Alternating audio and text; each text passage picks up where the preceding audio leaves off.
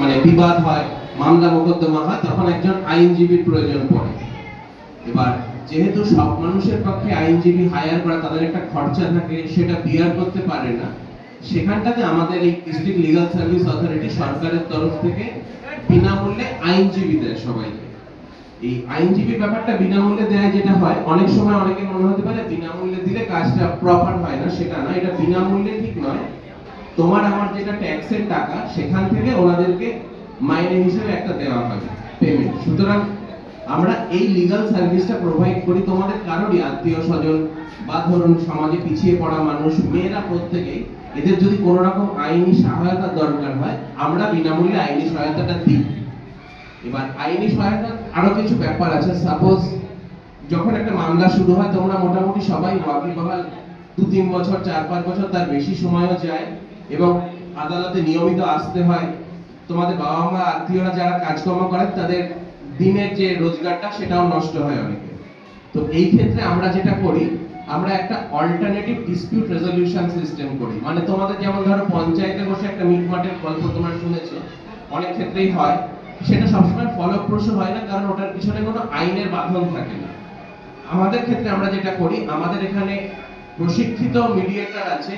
তারা কি করে, তোমাদের উভয় পক্ষ, ধরো একটা বিবাদ হলো, উভয় পক্ষকে আমরা আদালতে ডাকি, ওখানে বসিয়ে আমরা আপোষে একটা মীমাংসার চেষ্টা করি, এবং সেটা যখন মীমাংসাটা হয়, সেখানটা একটা লিখিত পড়িত হয়, এবং সেটা কোর্টের জজের সিল থাকে। মানে এই যে সমস্যাটা মিটলো, লোক আদালত হোক বা মিডিয়েশন করে হোক, এখানটাতে এটা পার্মানেন্টলি সলভ হয় বিনা কোনো আর্থিক এবং সময় নষ্ট করে। এটা তোমরা যদি তোমাদের যখন বাড়ি ফিরে যাবে বা বন্ধু বান্ধবদের মধ্যে বা আত্মীয়দের মধ্যে কখনো শুনবে কারো বাড়িতে মামলা মোকদ্দমার একটা উপক্রম হয়েছে বা চলছে, এই কথাটা তোমরা বলতে পারো যে আদালত প্রাঙ্গণেই আমাদের একটা জেলা আইনি পরিষেবা কর্তৃপক্ষ আছে, যারা বিনামূল্যে এবং কম সময়ে এই বিবাদটার একটা চিরকালীন সমাধান করতে পারে। এটা হচ্ছে আমাদের প্রধান কর্মকাণ্ড। এইবার যেটা আমি বলছি সেটা হচ্ছে তোমাদের জীবনের ক্ষেত্রে যেটা রেলেভেন্ট হতে চলেছে। এক হচ্ছে মালদা যেহেতু একটা বর্ডারিং ডিস্ট্রিক্ট, আশেপাশে আন্তর্জাতিক সীমানাও আছে তোমরা জানো, এবং অন্যান্য জেলাগুলো, অন্য রাজ্যেরও কিছু বর্ডার তোমরা পাচ্ছ, যেমন বিহার বগেরা।